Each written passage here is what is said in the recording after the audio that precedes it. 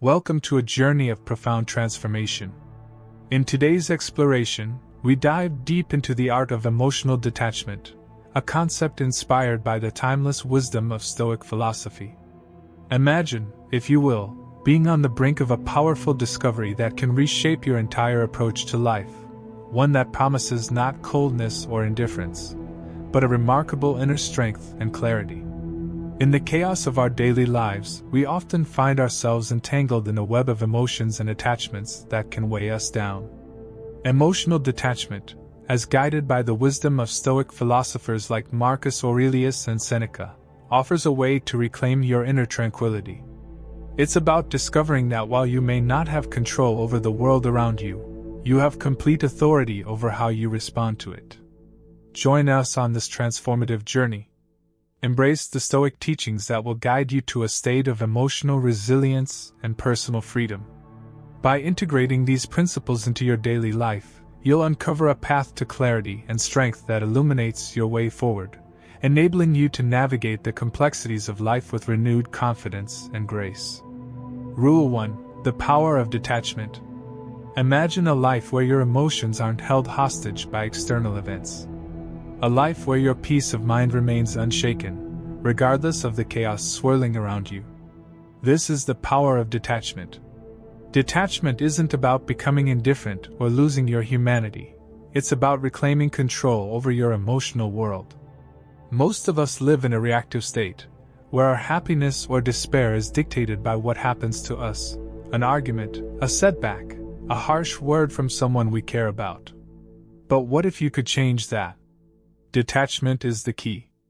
It's the realization that while you can't control what happens in the world, you have absolute power over your response to it.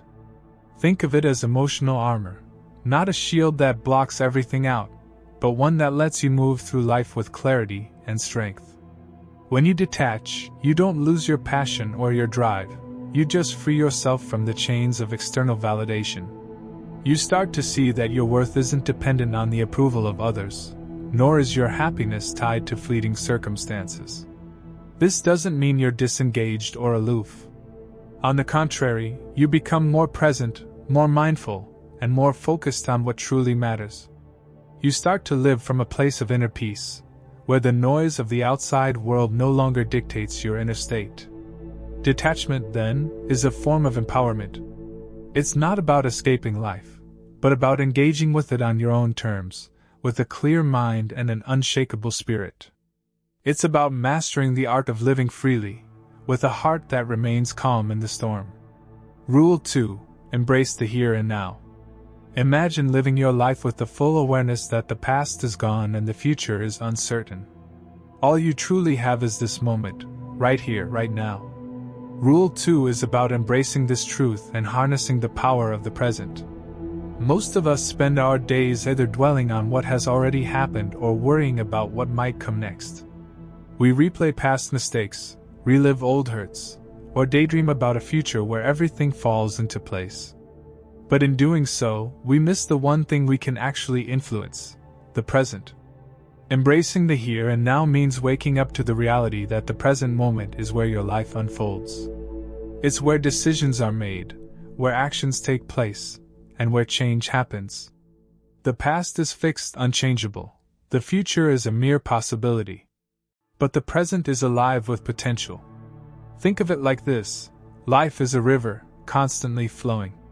If you're too busy looking upstream at where you've been or downstream at where you're headed, you'll miss the beauty of the water that's right under your feet.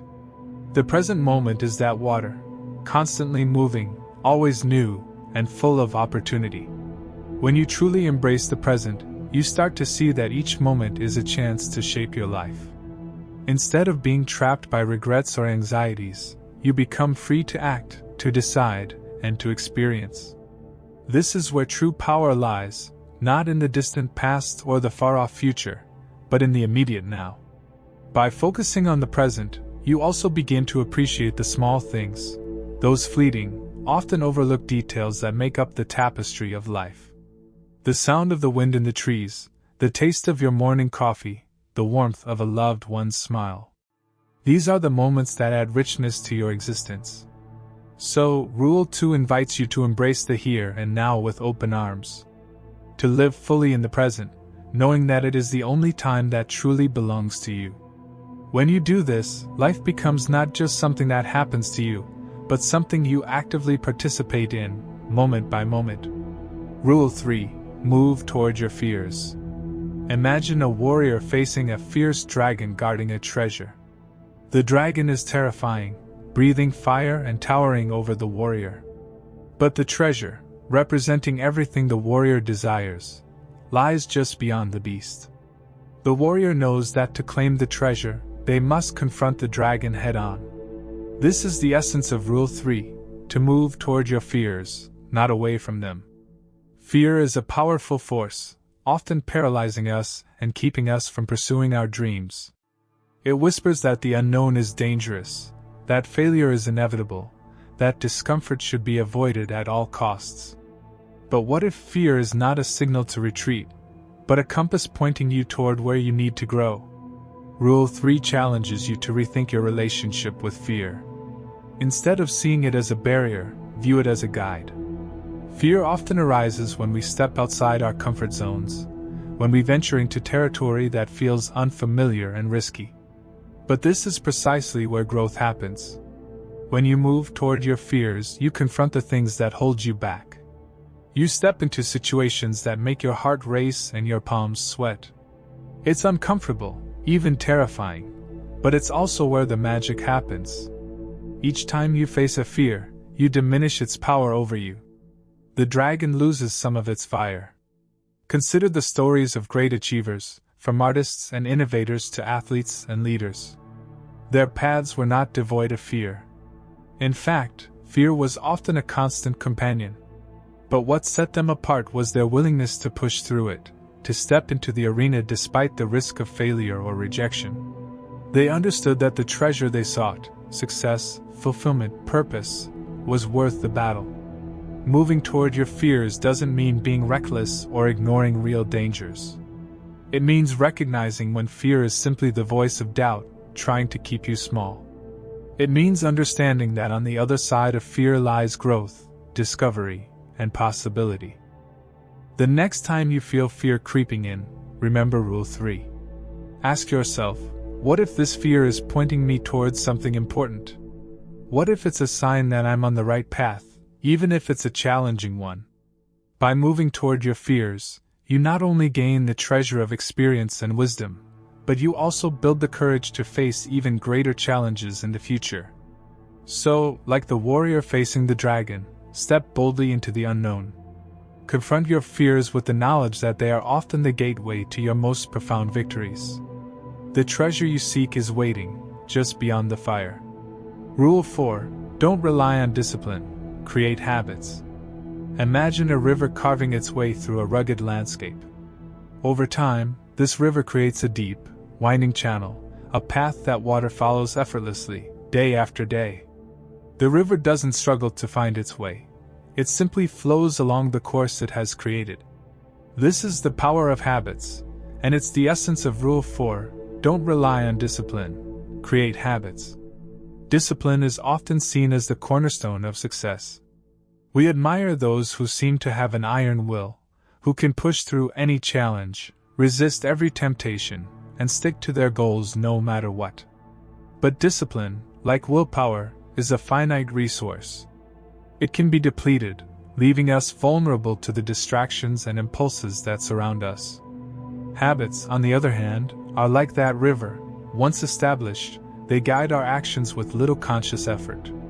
They become the default mode, the path of least resistance that leads us toward our goals without draining our mental energy. Rule 4 invites you to shift your focus from sheer discipline to the art of habit formation. Instead of relying on willpower to force yourself to take action, you build routines that make those actions automatic. When something becomes a habit, it no longer requires a daily battle of wills, it simply becomes what you do. Think about some of the most successful people in any field. What sets them apart is not just their discipline but their ability to create and sustain habits that align with their ambitions. For an athlete, it might be the habit of training every morning, rain or shine. For a writer, It could be the habit of writing a set number of words each day, regardless of inspiration. For an entrepreneur, it might be the habit of continually seeking out new opportunities and learning from failures. The beauty of habits is that they free up your mental energy for more important decisions. When you don't have to debate with yourself about whether to go to the gym or work on that project, you can focus on more creative or strategic thinking. Your brain is no longer bogged down with the small stuff because the habits take care of it. But how do you create these powerful habits? The key is to start small and be consistent. Just as a river starts as a trickle before it carves out a canyon, habits begin with small, manageable actions. Over time, these actions compound, creating a powerful current that drives you forward. For example, if you want to develop a habit of reading more, start by reading just 1 page a day. If your goal is to become more active, begin with a 5-minute walk each morning. The action itself is less important than the consistency. As these small actions become ingrained, you can build on them, gradually increasing the scope and impact of your habits. Rule 4 is a reminder that success isn't about Herculean efforts or extraordinary discipline. It's about creating systems that work for you, systems that become so ingrained they feel effortless. By focusing on habits rather than discipline, you set yourself up for long-term success, making progress toward your goals as natural as a river flowing downstream. So, rather than relying on the fleeting power of willpower, focus on building habits that will carry you forward, day after day, until they become second nature. In this way, you create a path to success that is sustainable, effective, and ultimately inevitable. Rule 5: Embrace the suck. Picture a storm-tossed sea, with waves crashing violently against the shore. The sky is dark, the winds are fierce, and everything about the scene screams discomfort, challenge, and adversity. Yet, in the midst of this chaos, there's a certain beauty, a raw, untamed force of nature that demands respect. This is the essence of Rule 5: Embrace the suck. In life, there are moments that feel like those raging storms, times when everything seems hard, when nothing goes your way, and when the path forward is fraught with obstacles. These are the moments that truly test you, pushing you to your limits and demanding more than you thought you had to give. Rule 5 is about facing these moments head-on, not with dread or reluctance, but with a mindset that welcomes the challenge. It's about recognizing that the suck, the discomfort, the pain, the struggle, is where the real growth happens. It's in these tough times that you're forced out of your comfort zone, where you discover new strengths, and where you build resilience. The idea of embracing the suck isn't about being masochistic or seeking out suffering for its own sake. Instead, it's about understanding that adversity is a natural part of the journey to success. It's the crucible that refines you, the fire that tempers your steel. When you embrace the suck, you stop seeing obstacles as barriers and start viewing them as opportunities to become stronger, smarter, and more capable. Think about the most memorable achievements in your life. How many of them came easily? Chances are, the things you're most proud of required effort, perseverance, and a willingness to push through discomfort. Whether it was running a marathon, starting a business, or overcoming a personal setback, the satisfaction came not just from reaching the goal, but from knowing that you endured and overcame the challenges along the way. In the military, embrace the suck is a common phrase used to encourage soldiers to accept and push through the hardships of training and combat. The idea is that by leaning into the discomfort, you build the mental and physical toughness needed to succeed in the most challenging situations. This mindset is equally powerful in civilian life. When you embrace the suck, you also develop a sense of gratitude for the struggle. Instead of wishing things were easier, you start to appreciate the journey, knowing that each difficult moment is shaping you into a more resilient and capable person. You learn to find a sense of pride in enduring what others might shy away from, and this gives you a unique edge. The next time you find yourself in a difficult situation, whether it's a grueling workout, a challenging project at work, or a personal crisis, remember Rule 5. Instead of resisting the discomfort, lean into it. Acknowledge that it sucks, but also recognize that this is where the magic happens. This is where you're tested and where you grow. By embracing the suck, you turn adversity into an ally, using it to fuel your progress rather than hinder it. It's a mindset that transforms challenges into stepping stones, leading you ever closer to your goals. So, when the storms of life rage around you, stand tall, face the wind, and embrace the suck, because that's where true strength is forged. Rule 6. No plan survives contact with the enemy. Imagine you're a general on the eve of battle. You've spent weeks, maybe months, devising the perfect strategy. Every detail has been meticulously planned, every possible scenario considered. You're confident, prepared, and ready to execute. But as soon as the first shots are fired, the battlefield erupts into chaos. Your carefully laid plans are instantly thrown into disarray as the unpredictable nature of combat takes over. This is the essence of Rule 6. No plan survives contact with the enemy. This rule is rooted in military wisdom, but its relevance extends far beyond the battlefield. It speaks to the unpredictable nature of life itself, where even the best laid plans can be upended by unforeseen events. The enemy, in this case, is anything that disrupts your expectations, whether it's a sudden change in market conditions, an unexpected setback in a personal project, or a twist of fate that turns your world upside down. The lesson of Rule 6 is both humbling and empowering. It reminds you that no matter how much you prepare, there will always be elements beyond your control. Life is dynamic, full of variables that can't be anticipated. But instead of being discouraged by this uncertainty, Rule 6 encourages you to adapt, to be flexible, and to think on your feet. Picture a skilled improviser in a jazz band. While there's a basic structure to the music, the magic happens in the moments of spontaneity, when the musician departs from the script and responds to the energy of the moment.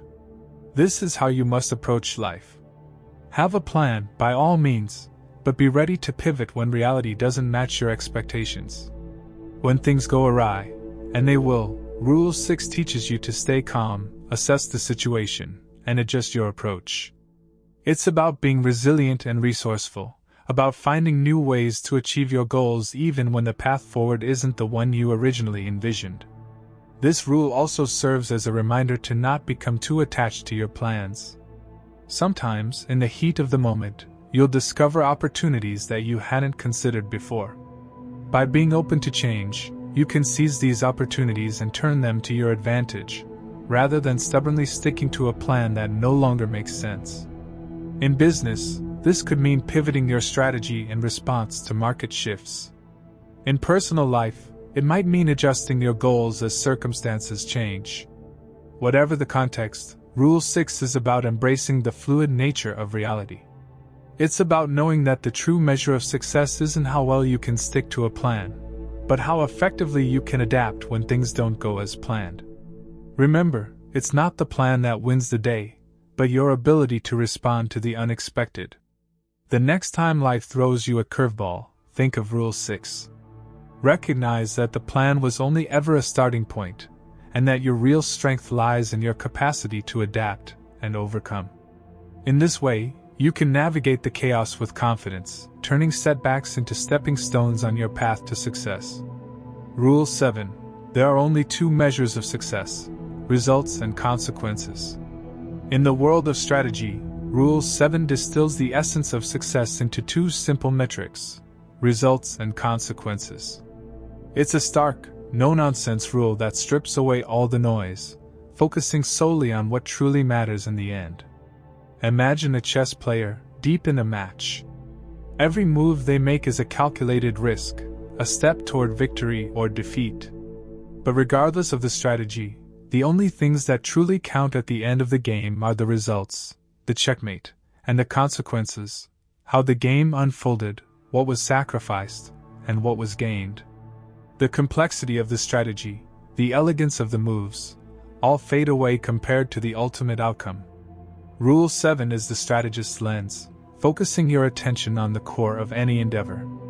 It's easy to get caught up in the process, to become enamored with clever strategies, intricate plans, or even the sheer effort you've invested. But Rule 7 pulls you back to reality with a simple question: what did you actually achieve, and what did it cost you? Consider a business deal that looks impressive on paper. The negotiations are complex, the terms seem favorable, and the process itself is a masterclass in strategy. But once the dust settles, what truly matters are the results. Did the deal bring the expected profits or benefits? And what were the consequences? Did it strain relationships, compromise ethics, or create unforeseen liabilities? This rule pushes you to evaluate every action not just by its immediate results, but also by the broader, often long-term consequences. It asks you to think beyond the present moment, to consider the ripple effects of your decisions. A short-term victory can sometimes lead to long-term disaster if the consequences are not carefully weighed. Think of Rule 7 as the ultimate accountability test. It demands that you own the outcomes of your actions, both good and bad. It challenges you to measure success not by effort, intent, or complexity, but by the cold, hard reality of what you've achieved and what it has cost you. This rule also serves as a compass, guiding you in decision-making. When faced with a tough choice, Rule 7 asks you to strip away everything except the endgame. What are you really after? What results do you seek? And what consequences are you willing to accept in the pursuit of those results? By answering these questions, you can cut through the noise and focus on what truly matters. In life, as in strategy, the results are your milestones. They mark your progress, your victories, and your failures. The consequences are your legacy. They shape your future, your reputation, and the impact of your actions on others. Rule 7 reminds you that these are the true measures of success, and that everything else is just a means to an end. So, as you navigate your way through challenges and opportunities, keep Rule 7 at the forefront of your mind. Let it guide you in evaluating your choices, in weighing the costs and benefits, and in focusing on what truly matters. Because in the end, success isn't about how clever your plan was, how much effort you put in, or how complex the process was. It's about what you achieved and what it cost you to get there. Rule 8: strategy without tactics is the slowest route to victory. Tactics without strategy is the noise before defeat. Rule 8 highlights the delicate balance between strategy and tactics, two forces that, when harmonized, lead to triumph. It's a rule that serves as a reminder of the vital interplay between the grand vision and the specific actions needed to achieve it. Imagine you're an architect with a blueprint for a grand cathedral, a structure of immense beauty and purpose. This blueprint is your strategy, the overarching plan that guides every decision.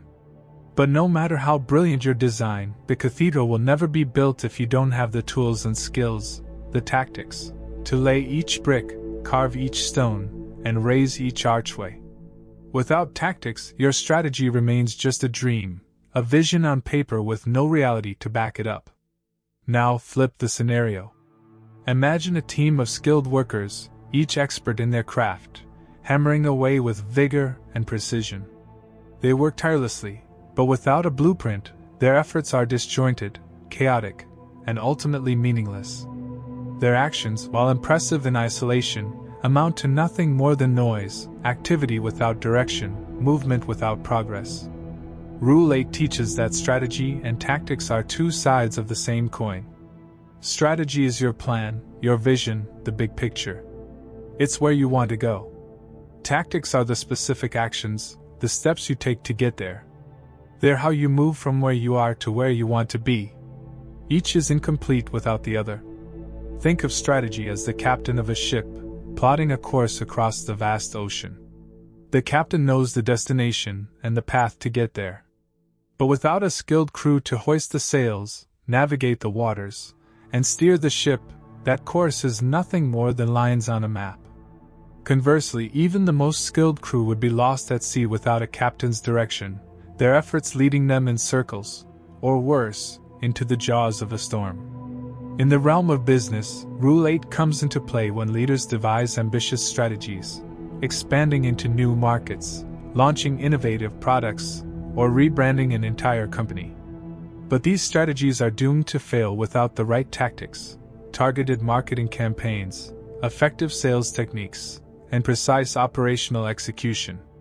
On the flip side, a company may have the best marketing campaigns, the most effective sales force, and the most efficient operations, but without a clear strategy guiding them, all these efforts can lead to wasted resources and missed opportunities. Rule 8 is a call to integrate both elements seamlessly. It asks you to craft a strategy with a clear vision and purpose, and then to devise tactics that are sharp, effective, and aligned with that vision. It's not enough to have a plan, you must also know how to execute it. And it's not enough to be skilled in execution, you must have a plan worth executing. In personal life, this balance is equally crucial. Consider someone with a dream of writing a novel, a strategy of becoming a published author. Without the tactic of writing consistently, setting deadlines, and refining their craft, that novel will never see the light of day. Conversely, someone who writes daily without a clear vision for their story might produce a lot of words but end up with a disjointed, directionless manuscript. Rule 8 reminds you that success is born from the union of strategy and tactics. It's about having a clear, compelling vision and the practical means to bring that vision to life. It's about knowing where you want to go and having the tools and skills to get there. So, as you pursue your goals, remember Rule 8. Let your strategy be your guiding star, your tactics the steps you take along the path. Together, they'll lead you to victory, not slowly, not noisily, but with purpose and precision. Rule 9. Embrace self-care, the hidden power of nurturing yourself. Imagine you're a high-performance sports car, sleek, powerful, and capable of incredible feats. But what happens if you neglect regular maintenance? You skip oil changes, ignore warning lights, and let the tires wear thin. Eventually, this once majestic machine will falter, its performance compromised, and its capabilities diminished.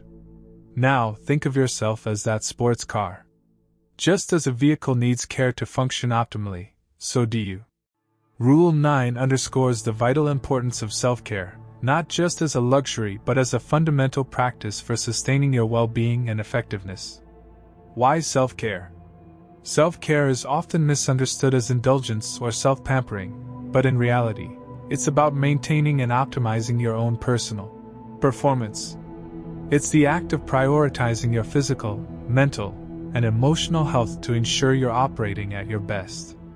Without it, you risk running on empty, experiencing burnout, and losing your zest for life. The unseen impact of neglect. Neglecting self-care is akin to pushing a car beyond its limits without ever giving it a break. You might get short-term gains, but eventually, wear and tear will catch up with you. Stress will build, energy will wane, and joy will diminish. Just as a sports car needs proper fuel and care to run smoothly, your body and mind require regular maintenance to thrive. The power of routine. Self-care isn't a one-time fix but a continuous practice. It involves developing routines that nurture your well-being. For instance, exercise is like the engine tune-up for your body. It keeps your physical systems running efficiently, boosts your mood, and improves overall health. Meditation and mindfulness are akin to the interior detailing, clearing out mental clutter and refreshing your inner state. Engaging in hobbies, whether painting, reading, or gardening, is like upgrading your car's entertainment system. These activities bring joy and fulfillment, enriching your life and providing a counterbalance to stress. Regular self-care activities help you stay balanced, resilient, and energized. Cultivating resilience. Self-care also builds resilience. Just as routine maintenance helps a car withstand long journeys and challenging conditions, self-care equips you to handle life's stresses and adversities. It strengthens your ability to bounce back from challenges and keeps you grounded, making you less reliant on external sources of validation or happiness. Building a strong foundation. Think of self-care as laying a solid foundation for a high-rise building. The stronger the foundation, the higher and more resilient the structure can be.